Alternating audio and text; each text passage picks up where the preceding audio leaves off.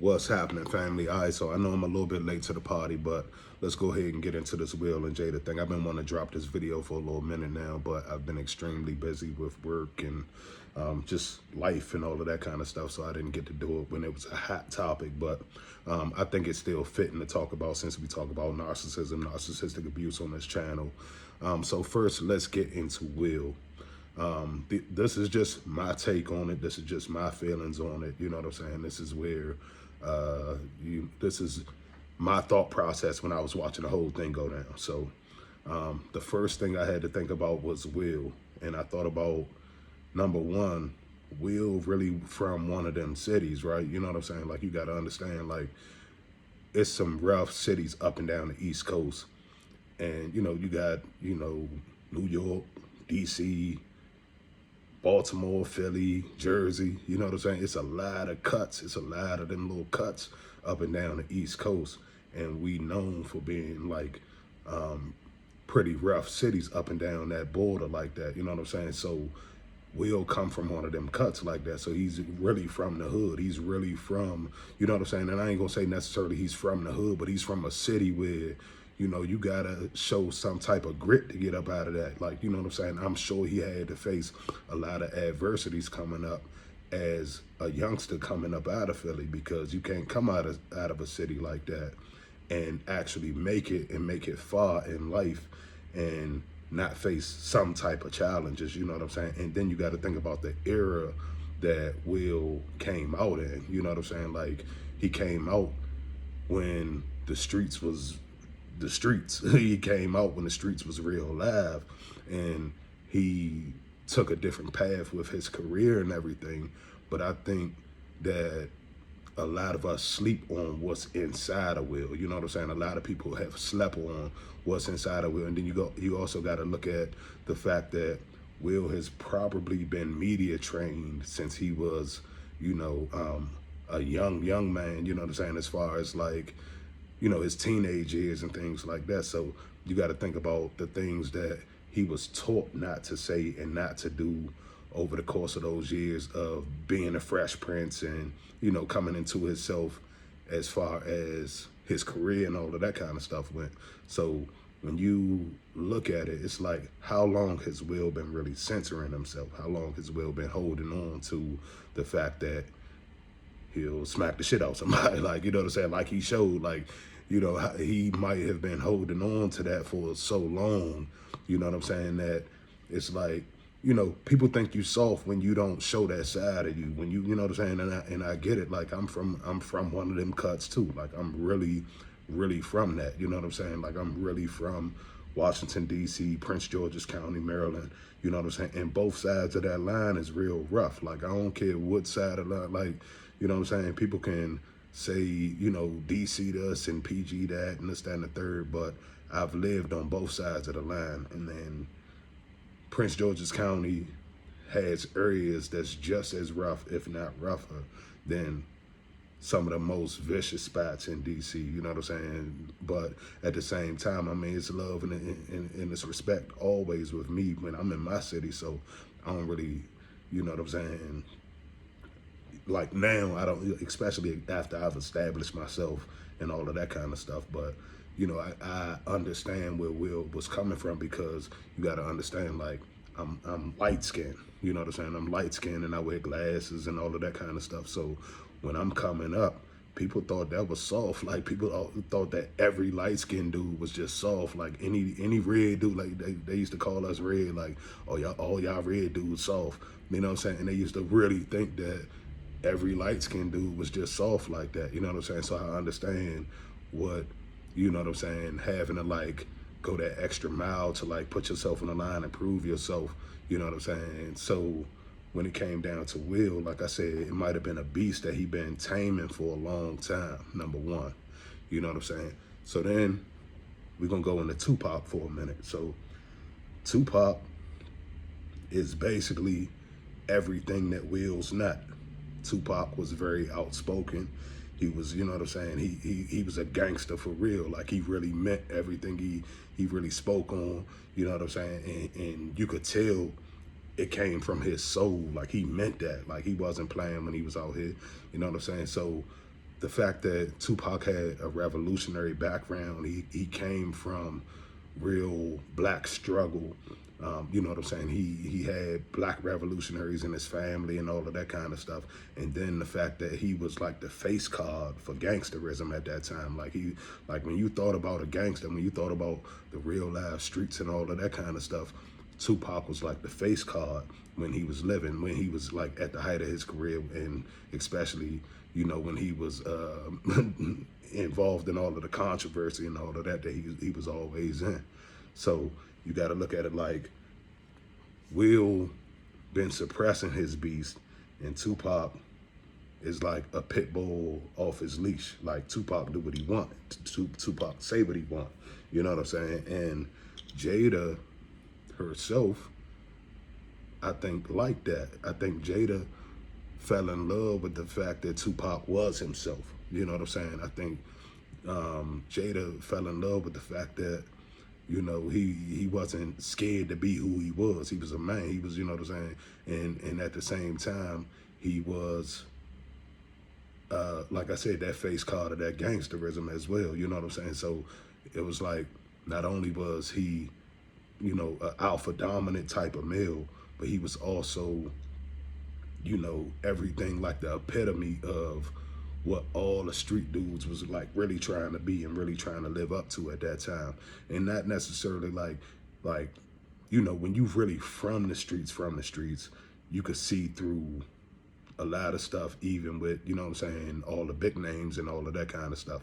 But in all reality, like at that time, we can all say and we can all kind of agree that Tupac was like the face card of it. It's kind of like when Allen Iverson came into basketball, Allen Iverson kind of became the face card. Like you got to think about it, like tattoos and all of that kind of stuff. Like Allen Iverson did that to the league. All the cornrows and the braids and all of that kind of stuff. Allen Iverson brought a lot of that to the NBA. Like we can talk about influence, and we can talk about like Michael Jordan and all of the influence of LeBron James and all of that kind of stuff.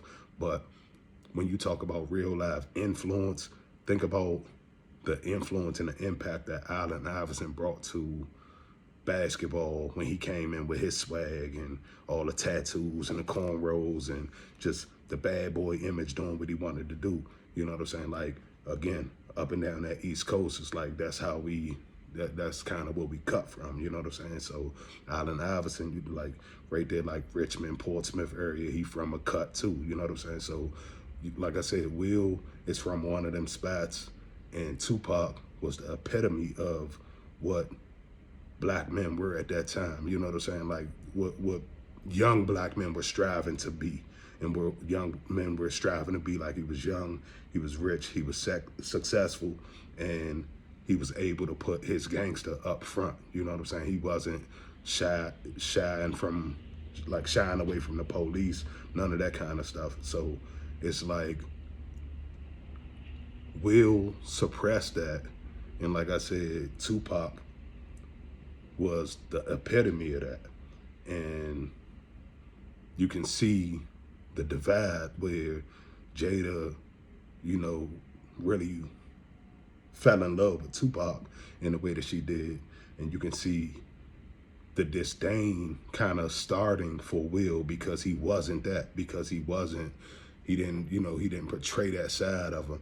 But at the same time, like I said, Will from one of them cuts too. I don't think that Will Smith is soft by no stretch of the imagination, because like I said, like you can take the softest dude from the roughest cut and he gonna have something with him. It's just like, you know what I'm saying? Like I came from a hooping, like I came from a city, I grew up not too far from where Len Bias lived. Like I was a few houses away from Len Bias before he passed.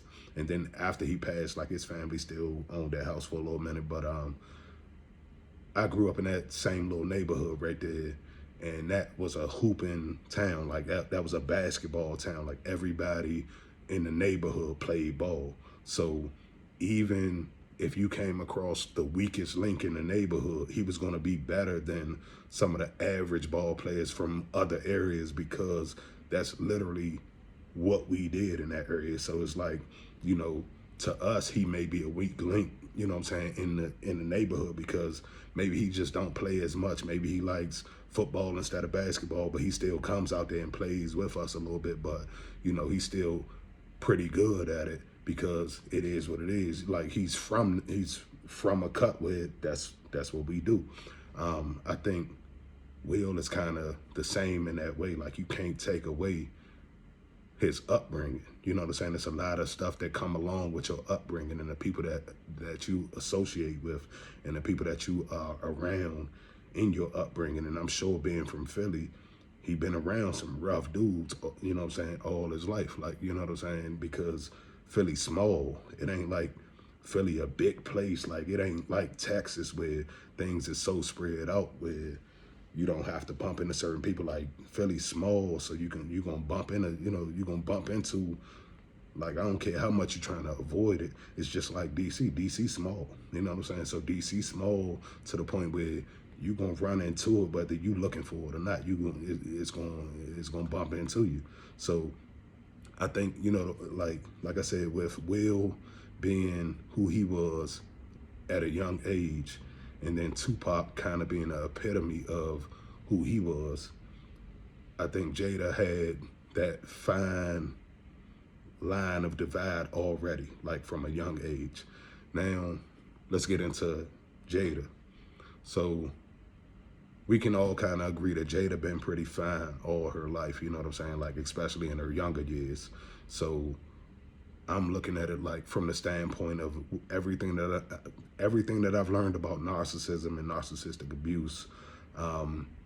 At that time, especially now, we can look at Jada for what it is. I feel like Jada is definitely narcissistic, and not only is she narcissistic, I feel like it was easy for her to get supply when she was younger because she was so attractive. I think it was easy for, I mean, she pretty much had her pickings of anybody in the industry, and then anybody in the streets as well. Like she could have had pretty much anything she wanted at that time, especially when she was in her younger years. And then, but like they say with narcissism, they say it's like on a spectrum. So covert narcissists could easily turn into an overt narcissist, or a somatic narcissist to a cerebral narcissist. It's literally like on a spectrum. So when you think about it on the spectrum, so when she was in her younger years, we didn't see a lot of the outbursts and things like that because she had garnered a lot of supply just from everybody adoring how cute she was, how attractive she was, and all of that kind of stuff. You had a lot of guys that wanted to be with Jada. You had a lot of ladies that, you know, looked up to Jada and encouraged her and all of that kind of stuff. So she was gaining a lot of supply. And then she was, you know, never been really that huge of a success to me, but she did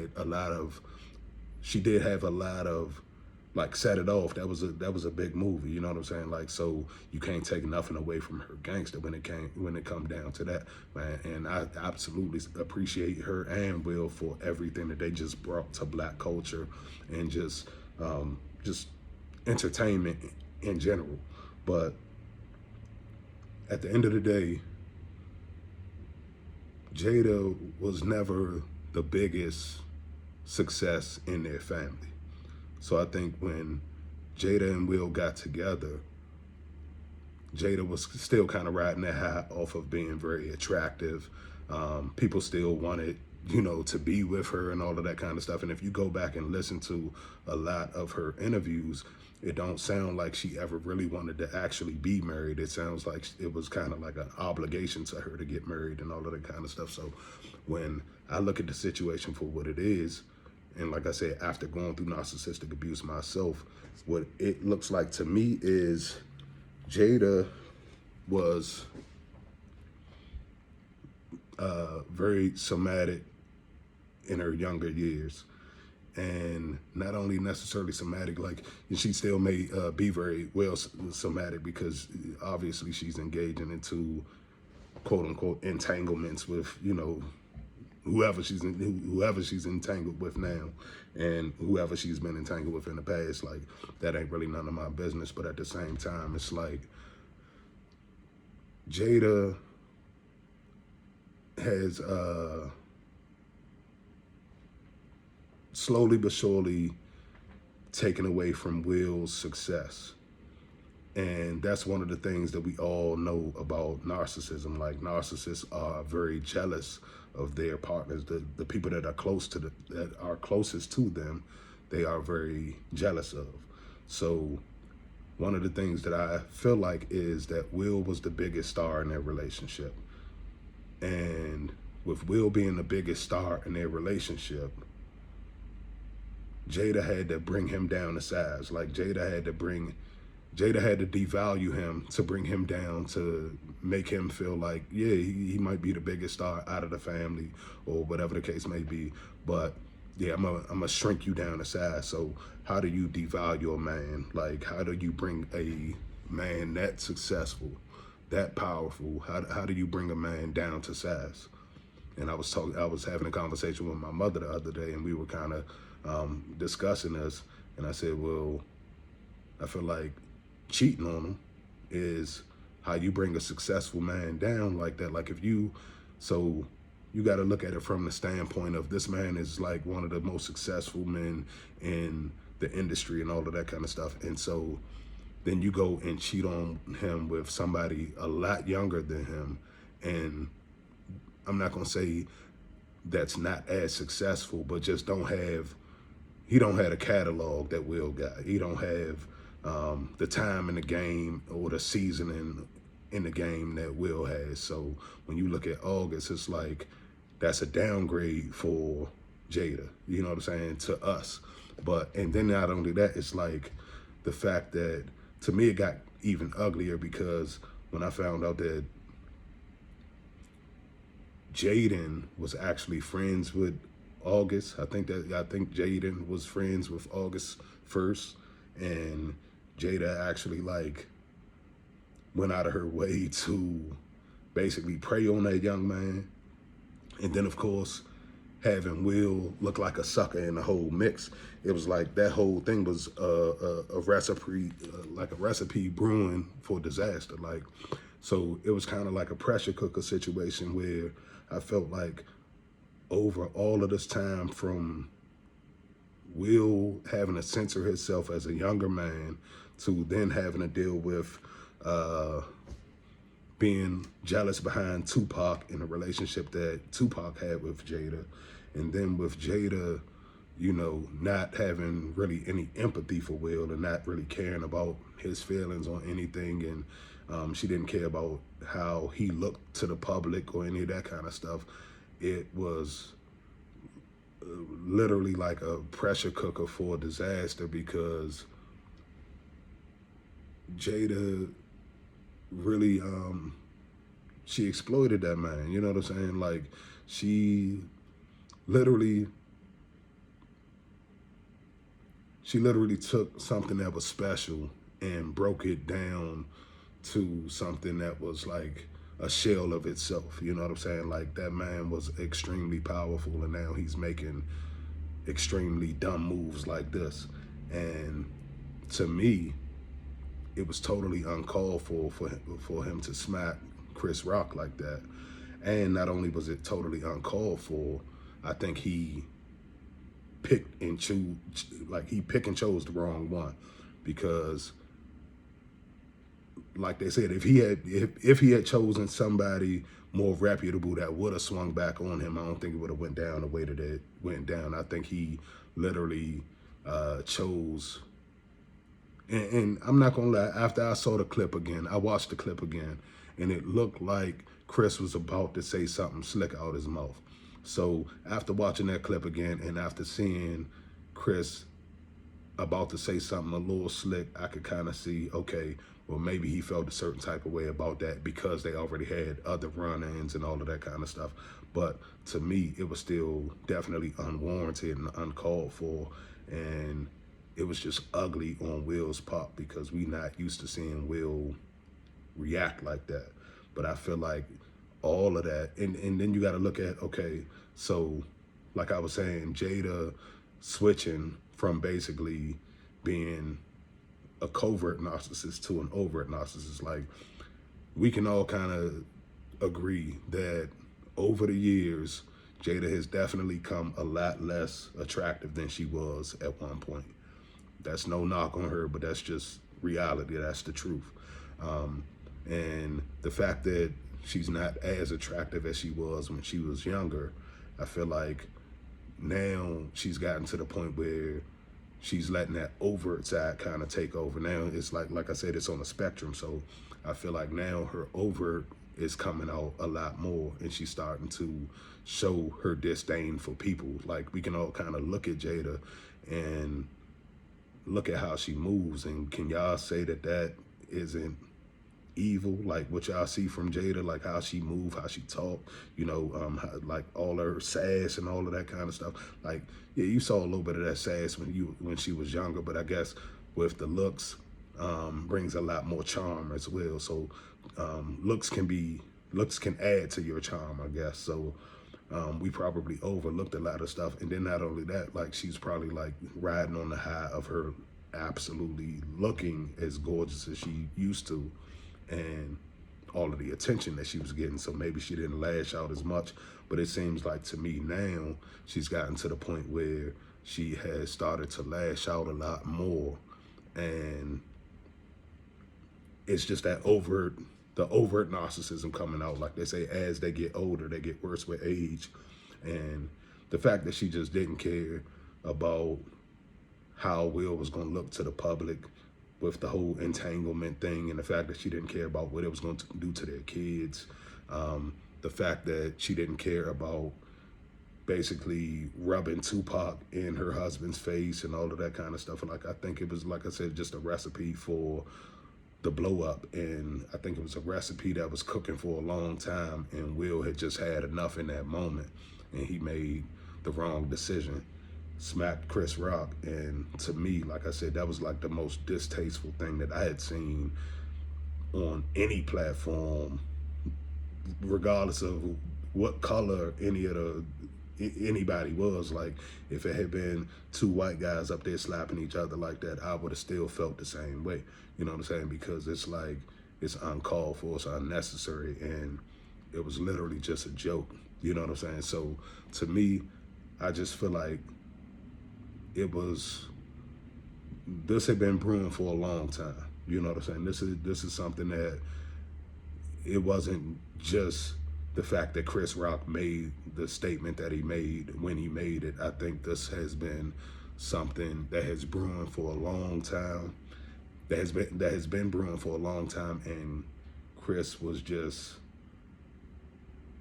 in the wrong place at the wrong time. Like, he was the one that took the brunt of years of Will being abused. And the fact that Jada didn't have any empathy, sympathy for Will or Chris, like, after everything was over, and y'all saw her laugh, and I'm sure y'all saw all of the videos and all of that kind of stuff at this point.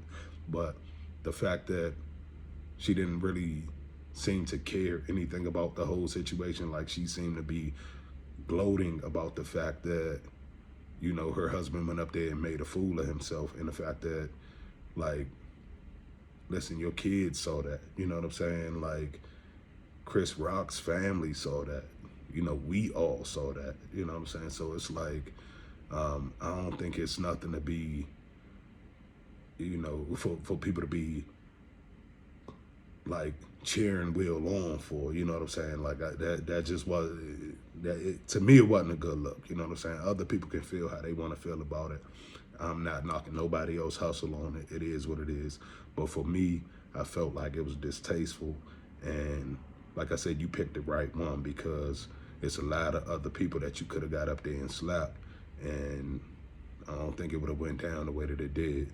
But man, salute to Chris Rock for being a professional, man. I absolutely have a ton of respect for Chris for the way he handled it, because I don't think that I could have handled it that same way. You know what I'm saying? Like, I really don't. And then after seeing like the videos after the fact and after the slap happened and how sad Chris had looked, man, that junk, it made me feel so bad just looking at Chris like that, because I'm like, man, Chris always seemed to be a good dude, you know what I'm saying? He seemed to be real humble, and he just don't seem like he really want them type of problems in his life, you know what I'm saying? But he seemed like he kind of just attract them just from, you know, I guess being a little on the softer side, you know what I'm saying? So people gonna take advantage of the weak, man. So that's my video, y'all. I just wanted to drop that on y'all real quick. I may come back, just I'm gonna definitely read y'all comments on this video, but I just give me y'all take in the comment box. Let me know how y'all feel about it. I just feel like it was something that was definitely distasteful, but I feel like it was something that was cooking for a long time. It came out on Chris, and it ended up the way that it did. I'll get with y'all in a minute. Love y'all, and I'll talk to y'all in a minute.